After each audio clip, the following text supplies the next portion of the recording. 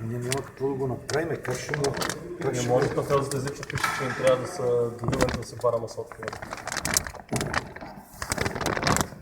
Дали има начин да не има начин? Не, то си пише фелзите, че не Какво да го свалим ли са? Ти ако chcеш, може да налееш някакво количество от отговорност.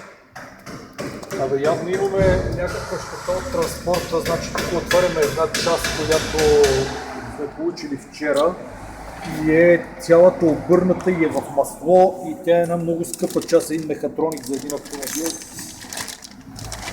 Я го дигна. Да, имам мазно, то не е...